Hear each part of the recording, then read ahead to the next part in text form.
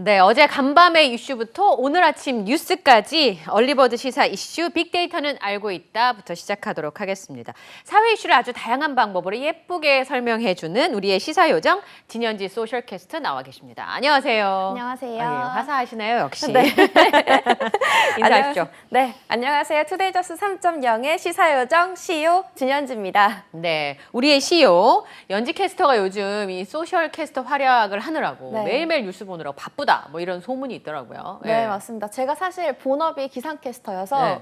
날씨는 매일매일 확인을 했거든요. 할 수밖에 없었는데 뉴스는 매일매일 확인하기가 어려웠는데 요즘 뉴스 보느라고 좀 정신이 없습니다. 네.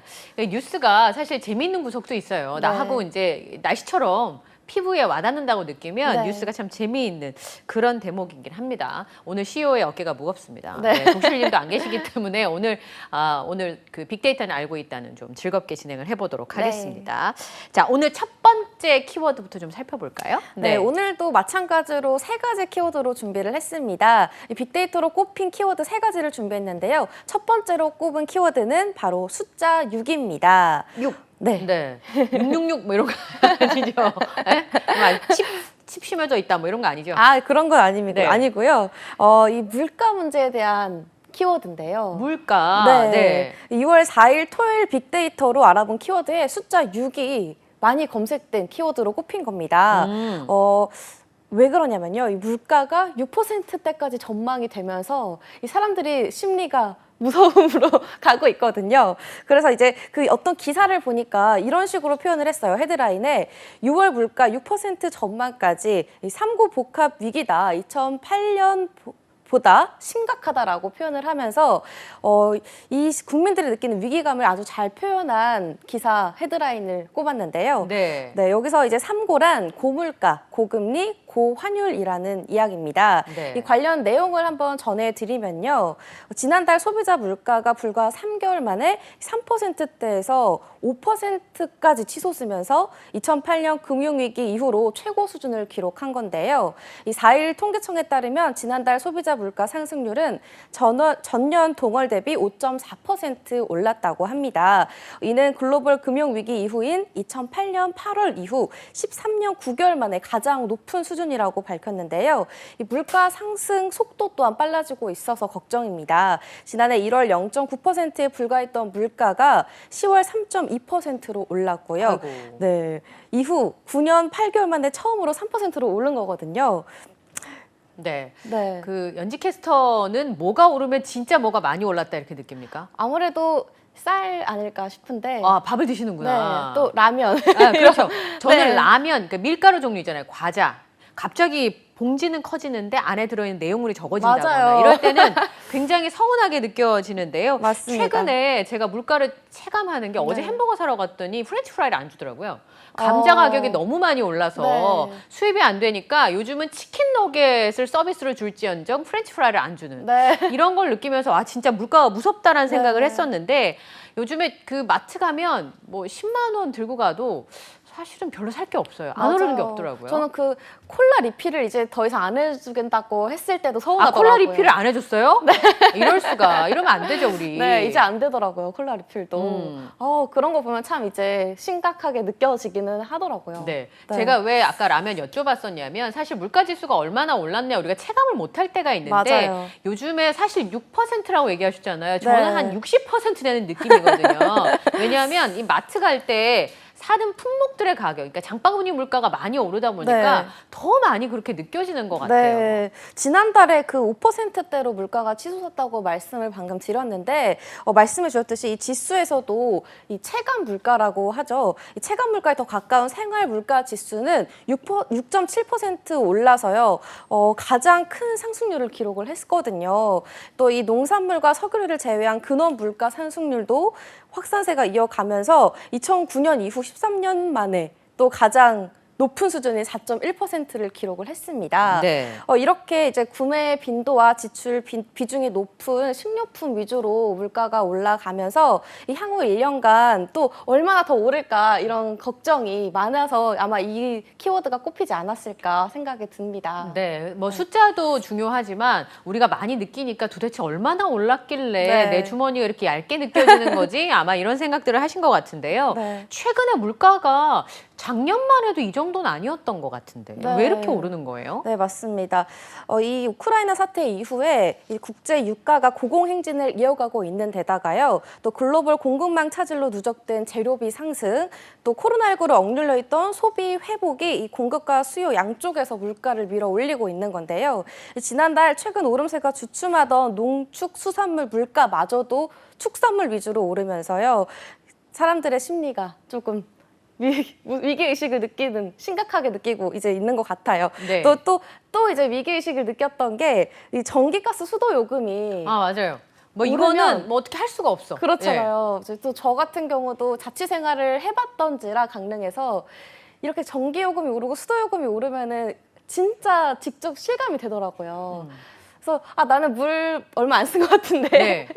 계속 날이 갈수록 올라 있고 수도요금도 이런 게 좀 슬퍼요. 네. 뭐 제가 봤을 때 예쁜 네. 사람들은 자주 씻어줘야 되는데 사실은 고지서에 보면 어떤 분이 그 전기세하고 공공요금에 나가는 금액들이 크니까 네. 내가 낭비를 했나 하고 고지서를 펼쳐봤대요. 그랬더니 심지어는 작년에 쓴 것보다 적게 썼는데 네. 요금이 많이 오르다 보니까 고지서에 찍혀 나오는 금액이 네. 높아졌다는 걸 많이 느낄 수 있는 것 같습니다. 네. 그래서 지난번에 지방선거를 지금 정부 여당 입장에서는 이기고 나서도 윤석열 대통령이 아침에 이제 기자들이 문 딱 열고 들어오면 막 질문하잖아요. 네. 이 선거 이긴 거에 대해서 어떻게 생각하십니까? 라고 얘기를 했더니 네. 태풍이 분다고 그랬었잖아요. 그렇죠? 맞습니다. 네. 네, 이렇게 경제 위기 태풍 경보가 이제 쉴 새 없이 울려대고 있으면서 이 지방선거 끝나자마자 국민의 관심 또한 온통 이 물가에 쏠렸거든요. 이런 가운데서 윤석열 대통령이 지난 3일 우리 경제가 태풍 권역에 있다라고 말을 하면서 이런 물가 상승에 대해서 표현을 했죠. 네. 이것 또한 이슈가 되고 또 6월 4일 저녁에는 아까 저희가 전기료 수도로 얘기했듯이 이 전기료 인상 압박이라는 키워드도 또 빅데이터로 잡혔다고 합니다. 네. 다 같이 일- 비슷하게 느끼고 있나 봐요. 그렇죠. 저는 네. 저때 굉장히 놀랐거든요. 갑자기 기자들을 딱 쳐다보면서 네. 창문이 흔들리고 나뭇가지가 안 느껴지십니까? 그래서 아직 태풍이 온 것 같지는 않은데라고 생각을 했었는데 네. 경제 위기는 우리가 체감하는 것보다 훨씬 더 좀 심각한 상황으로 가고 있지 않나. 맞아요. 이럴 때일수록 지혜가 좀 필요하고 그렇죠. 네, 맞아요. 이게 지방선거는 끝났지만 이 경제 위기를 위해서 힘을 모아야 할 때가 아닌가 이렇게 생각을 합니다. 네. 자, 두 번째 키워드는 아마 우리 연지 캐스터가 하실 말씀이 참 많으실 것 같은데 두 번째 네. 키워드 함께 보실까요? 예. 네, 두 번째 키워드 치킨 서비스입니다. 짐작 안 가는데 치킨을 공짜로 준다는 건 아닐 테고 네. 그렇죠? 맞습니다. 치킨을 공짜로 줄 수가 없잖아요, 사실. 치킨을 서비스로 준다 그러면 아마 정호는 제 생각 1등을 하지 네, 않았을까 대박 나지 본데요. 않을까요? 네, 근데 어떤 내용이냐라고 네. 했더니 이 치킨을 서비스로 달라고 요구를 한 것이죠. 뭘 시켜도 치킨을 서비스로 달래는 거예요? 네, 이 4일에 각종 온라인 커뮤니티에서 화제가 된 사건이 있습니다. 네. 이 한 아이 부모가 무료 음식을 요구한 것입니다. 어떤 것이냐? 아이가 순살치킨을 좋아하니 순살치킨을 서비스로 넣어주세요 라고 하며 식구가 5이라서 치즈볼 5개 챙겨주시면 리뷰를 예쁘게 작성하겠습니다. 네. 이렇게 영수증에 써온 것인데요. 네. 이렇게 고객의 무리한 요청으로 골머리를 앓는 자영업자들이 많다는 이런 댓글들이 쏟아지면서 저도 이게 공감을 한 게 사실 이런 리뷰에 옛날 같으면 이제 무 서비스로 주세요 이런 것은 많이 하잖아요. 네, 무 서비스 달라고 우리가 굉장히 많이 애원하죠. 그렇죠. 근데 요즘에 그러기도 힘든 것 같아요. 무가 이제 또 따로 가격이 많이 가격이 올라서. 추가 가격이 책정되어 있다 보니까 이제 그런 것도 안 하고 그냥 맛있게 만들어 주세요. 뭐 조금 많이 주세요. 뭐 2인분 같은 1인분 분 주세요. 네. 뭐 이런 건 저도 많이 해봤거든요. 근데 이걸 보면서 아 그것도 하면 안 되겠다. 되게 조심해야겠다. 리뷰 같은 것도 조심해야겠다라는 생각이 들었는데요. 사실 이뿐만이 아닙니다. 이런 이슈들이 되게 많았어요. 근데 사실 이런 이슈들이 많았지만 요즘에 특히나 이렇게 이슈가 된 이유는 이 코로나19 사태로 사실 유동인구가 줄어들면서 그 어느 때보다도 배달을 많이 시키는 것 같아요. 주로 뭐 배달시켜 드십니까? 저도 치킨을 정말 많이 배달시켜 먹는 것 같아요. 그렇죠. 네. 근데 왜냐하면 제가 뭐 아이가 좋아해서 순살 치킨 서비스 요청할 수 있습니다. 돈만 네. 내시면 뭐 얼마든지 네. 뭐 순살 치킨도 드리고 치즈볼도 10개 드릴 수 맞아요. 있죠. 예. 근데 아까 말씀하신 것처럼 이렇게 비대면으로 하다 보니까 그 집이 맛있는지 맛이 없는지를 판단할 수 있는 게 그 별점 아니겠습니까? 맞아요. 이 별점이 또 직관적인 평가 지표이기 때문에 이제 더 미치는 영향이 큽니다. 이 자영업자 같은 경우에는 이 별점이 높을수록 또 위에 올라가거나 뭐 그런 것도 있잖아요. 그렇죠. 그래서 이 별점을 인질로 잡아가지고 협박을 하는 이런 고객들이 늘어나면서 또 이제 골머리를 쥐어매고 있는 거죠. 예. 근데 이제 이 별점 제도가 이제 이용자들의 편의성을 위해서 사실 만들어진 제도이긴 하지만 이렇게 무리한 요구를 하면서 별점을 가지고 협박을 하는 경우가 늘어났기 때문에 아, 이게 조금씩 계속 이슈화가 되고 있지만 또 이게 막상 해결을 하기가 되게 어렵다고 하더라고요. 네. 네, 이제 온라인 플랫폼에서는 여러 가지 이제 시도를 하고는 있습니다. 이 배달의 민족 같은 경우는 리뷰 블라인드 정책을 운영을 하기 리뷰 시작했거든요. 블라인드? 네. 네. 어떤 것이냐면 이 명예훼손 여지가 있는 리뷰는 이 업주가 게시 중단을 요청을 할 수가 있습니다. 그러면 이제 30일간 임시 블라인드 처리가 되고요. 그 기간 동안 리뷰 삭제에 대한 작성자 동의가 있거나 응답이 없을 시에는 그 리뷰가 삭제가 됩니다. 네. 이런 거를 운영을 하고 있고 또 허위 조작 의심되는 리뷰는 노출이 일시적으로 제한이 되기도 하고요. 추가 검수가 이뤄지기도 하는데요. 다만 이 같은 일들이 사실 글로 쓰는 리뷰에 한해져 있기 때문에 이 별점 제도랑은 사실은 그렇죠. 무관할 수 있죠. 그래서 네. 그런 것들이 지적이 되고 있고요. 또 네이버는 이 키워드 리뷰가 도입이 됐습니다. 이 네이버 플레이스는 키워드 리뷰 정책을 도입했는데요. 이건 어떤 것이냐 하면 그 별점 작성 기능을 해제하고 이제 키워드로 뭐 디저트가 맛있어요, 재료가 신선해요 위주로 이제 선택을 할 수 있도록 그런 제도를 도입을 했습니다. 근데 또 추가적으로 이제 사실 이 별점 제도가 원래 편의성을 위해서 나왔잖아요. 그렇죠. 사실은 뭐 글로 길게 리뷰를 쓰기보다 5개, 별이 5개, 맞아요. 4개 뭐 이렇게 맞아. 하는 게 편하잖아요. 네, 네. 4개 이상이면 뭔가 되게 괜찮을 것 같은 느낌. 이렇게 딱 지표로 그 숫자로 딱 볼 수 있으니까 되게 편리했었는데요. 저 같은 경우도 되게 편리해서 많이 참고를 했었거든요. 그래서 이거를 어떻게 순기능으로 다시 개선책을 고려할까, 이걸 개선책을 고려하고 있다고 하더라고요. 예. 그래서 사실 이것에 대한 것도 그 업주들은 긍정 반응을 보이기도 했다고 해요. 자신 있는 업주들이 아닐까. 왜냐하면 지금까지는 리뷰를 쓰거나 댓글을 달거나 하는 게 다 소비자의 권리였어요. 네. 그러니까 예를 들어 제일 처음에 저는 리뷰가 나왔을 때는 순살 치킨 몇 조각만 넣어주세요. 이거 안 넣어줬단 네. 말이죠. 그럼 저 고객이 댓글을 무참하게 달아도 네. 이의를 제기할 방법이 전혀 없어가지고 맞아요. 저게 그냥이라고 생각했는데 고객들은 한 번이지만 당하는 업주분들은 굉장히 여러 가지이기 때문에 심리적으로 굉장히 상처를 많이 입더라고요. 그래서 예전에 보니까 정신과 치료받으시는 업주분들도 있으셨어요. 맞아요. 그래서 대책을 세운다고 하는 게 이제 뭐 블라인드 처리를 하거나 삭제할 수 있는 기능을 사장님들한테 주는 건데 아직까지는 좀 미흡하지 않나 이런 생각이 맞아요. 좀 듭니다. 요즘에 뭐 리뷰 안 되는 데가 있나요? 저 그 택시 앱으로 네. 불렀더니 내리는데 네. 기사님께서 별점을 좀 잘 달라고. 오. 그래서 네, 저는 항상 후하게 드려요라고 네. 얘기를 했더니 어떤 그 고객분이 조금 일찍 가달라 그래서 조금 일찍 달렸대요. 네. 일찍 가달라고 하니까 그랬는데 과속했다고 오. 별점 테러를 하셔가지고 네. 이분이 사무실에 불려가서 야단 맞았다고 하시더라고요. 그러니까 그러니까요. 그리고 나서는 제가 이 별점 매기는 거를 함부로 하기가 되게 어렵더라고요. 맞아요. 별점도 별점이고 댓글 저 같은 경우는 사실 귀찮아서 맛있게 먹고도 잘 안 달죠? 다는 스타일은 아닌데 네. 이제 뭔가 이제 싫은 거를 달 때가 있더라고요. 보니까 너무 이제 충격적으로 서비스가 안 좋았다던가 이런 경우에는 사실 좋은 기억보다 안 좋은 기억이 확 남는 경우가 많잖아요. 맞아요. 대부분의 사람들이. 그렇다 보니까 이제 좋은 댓글을 많이 쓰는 것도 좋은 개선책이 아닌가 싶은 생각이 들더라고요. 안 맞아요. 좋은 것만 기억하고 쓰지 말고 좋았던 것도 저부터 잘 기억하고 좋은 댓글 많이 남기는 것도 괜찮을 것 같다 이렇게 네. 생각을 했습니다. 그게 안 좋은 댓글 다는 게 쉽지 않아요. 굉장히 네. 손이 떨리는 일이어서 저는 네. 그럴 땐 댓글 안 다는 거예요. 손이 자, 떨려서.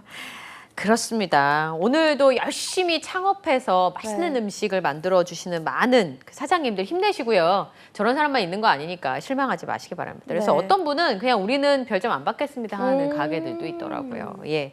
자, 오늘 마지막 소식은 사진으로 준비했어요. 네, 맞습니다. 네. 어떤 사진인가요? 뭐가 어디 네. 가나요? 되게 네. 개미들처럼 막 사람들이 모여 있는 사진인데요. 네. 많은 분들이 검색한 사진이라는 거죠, 빅데이터로. 맞습니다. 어떤 사진인가요? 네, 인천공항 사진입니다. 인천공항 간지 너무 오래됐네요. 네. 예. 이제 이런 공항을 사실 저도 가본 지가 되게 오래된 것 같아요. 옛날에는 네. 이제 여행도 굉장히 좋아해가지고 공항 방문 일이 굉장히 많았는데 이제 코로나19도 확산되고 하면서 사실 여행 자체도 많이 안 가게 됐지만 이 국내 여행 또한 안 가게 되면서 사실 그 외롭고 우울하고 이런 감정들이 요즘에 좀 있었었거든요. 그거 어떻게 하셨어요? 외롭고 우울하고. 그러다 보니까 이제 조금 줄잖아요. 예. 이제 많이 떠나려고 하고 있거든요. 아, 준비를 쉬는 하고 날에는. 있고. 네. 예. 근데 다들 같은 마음인가 봐요. 음. 저렇게 인천국제공항에 모여든 23만 사람들의 명? 모습을 우와. 볼 수 있었습니다. 예. 네. 이제 두 가지 키워드가 조금 약간 무거운 주제였잖아요. 근데 사실 이것도 사실 무거운 주제긴 하지만 그래도 긍정적인 키워드입니다. 네. 신규 확진이 5,022명으로 139일 만에 최소치였다는 소식을 가지고 왔는데요. 저렇게 이제 최소치가 되면서 사람들이 조금 더 심리가 나가고 싶은 심리가 돼서 저렇게 공항에 모여드는 귀여운 사진 가져왔습니다. 예. 네, 이 코로나19 감염증이 이제 유행 감소세가 최근 계속 이어지고 있는 건데요. 6일 0시 기준으로 신규 확진자가 5,022명으로 줄어서 이 누적 확진자 수도 줄었다고 하는데 이제 139일 만에 최소치라는 게 조금 의미가 있는 것 같아요. 그렇죠. 왜냐하면 저게 10,000명 선을 넘어가는 순간 우리가 가졌던 충격파를 생각하면 네. 5,000명, 10,000명 아래로 내려왔다는 게 139일이지만 얼른 계산해 보면 뭐 넉 달 넘게 맞아요. 거의 5달 가까이 확진자가 많다가 뭐 여러 네. 가지가 있겠습니다.만 신규 확진자 숫자가 떨어지고 이제 드디어 언젠가는 네. 마스크를 벗을 수 있겠구나. 네. 그리고 여행도 마음대로 갈 수 있겠구나. 이런 생각을 하게 되는 거죠. 맞아요. 사실 예. 그 김해와 대구, 막 제주 등 공항에서도 이 6월부터 해외여행객들이 좀 오가고 있다고 그런 소식이 전해 들렸거든요. 또 오는 8일부터는 국제선 항공 편수 제한도 또 생긴다고 하고요. 공항 운영 시간 제한도 모두 풀릴 것이라고 예정이 되어 있어서 조금 더 많이 여행들을 가지 않을까 네. 이런 생각이 듭니다. 여행을 가려고 봤더니 유료 할증률이 너무 많이 올라가지고 항공권이 거의 2배가 됐다고 하더라고요. 네. 코로나 일전에 뉴욕 갈 때 100만 원 조금 넘게 주면 갈 수 있었는데 300만 원이 넘어가니까 다들 어떡하나 했었는데 그게 이제 항공 제한 때문이었다는 거죠. 네. 비행을 할 수 없는 시간들이 정해져 있으니까 떠날 수 있는 비행기가 제한돼 있어서 비싸니까 못 갔다라고 했었는데 이제 그런 부분도 내일부터 풀리게 되고 코로나로 이제 격리를 입국할 네. 때 와서 일주일씩 백신 안 맞으신 분들 격리하셨는데 내일부터 풀린다고 하니까요. 올여름은 즐겁게 보내실 수 있는 계획을 세워보시면 좋지 않을까 싶은 생각이 듭니다. 빅데이터를 알고 있다. 여행 못 가서 우울했던 진년치 소셜캐스터와 함께 이야기를 좀 나눠봤는데요. 올 여름에는 어디 네. 즐겁게 보내실 수 있도록 네. 내일도 뉴스는 맛있게 준비해 주시기 바랍니다. 네, 감사합니다. 네, 오늘 말씀 고맙습니다. 고맙습니다.